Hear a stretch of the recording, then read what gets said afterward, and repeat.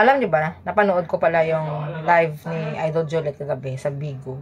Pero yung naabutan ko kasi dahil nahuli ako sa pag-record, ito lang yung sinabi niya na kung paano niya pa rin namin si Idol Mercy. Ano mga kapatid ko nante, pero alam mo yung iba yung ano namin kasi talaga. Kasi nagtutulungan din kami, ganun. Dahil mga kapatid namin, maliliit pa yung dati. O, pag may mga problema, usap kami dalawa. Kami lang talagang, paano may mga problema sa pamilya, ganun. O, baka umiyak pa ako. Huwag niya ako paiyakin. So, yun na nga sinabi niya.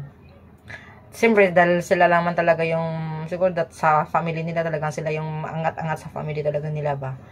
At sila talaga yung nagtutulungan ni Idol Mercy. Yun nga. Natural naman kasi lahat ng mga family ay may mga problems talaga. We're not perfect. Walang perfect family.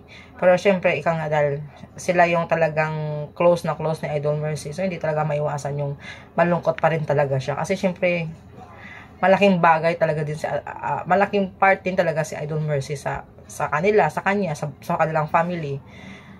Ay, pero one day, no, makakaraos at malalagpasan din niya ni Idol Juliet na maging okay din natin. Wala namang imposible pag ang family dapat nagtutulungan talaga yan.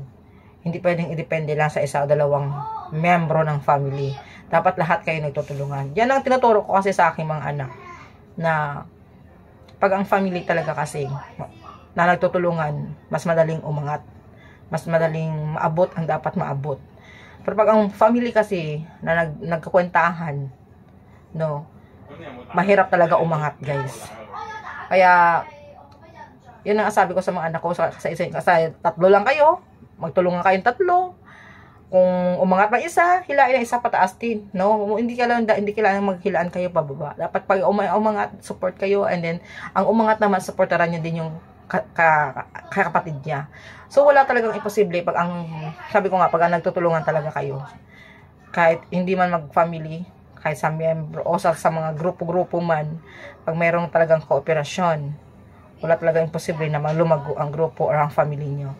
So, ito lang na ano ko talaga kay Idol Juliet. Mahaba-haba naman ito yung record ko sa kanya. Pero, yun na talaga, hindi pa rin maiwasan yung lungkot na naramdaman talaga niya, even until now. So, pero at least yung lungkot na yon hindi na talaga siya tulad nung bago pa lang talagang nawala si Idol Mercy. Kahit paano, may konting improvement sa kanyang pag-move on, no, sa buhay. So, nakikita din naman yan natin sa kanyang mga mata. Pero ramdam na ramdam pa rin talaga natin yung ganun nga, ang lungkot. Siyempre, pero ano na rin yun. Sa mga nangyari ay talagang mayroon din tayong lesson na dapat matutunan. Na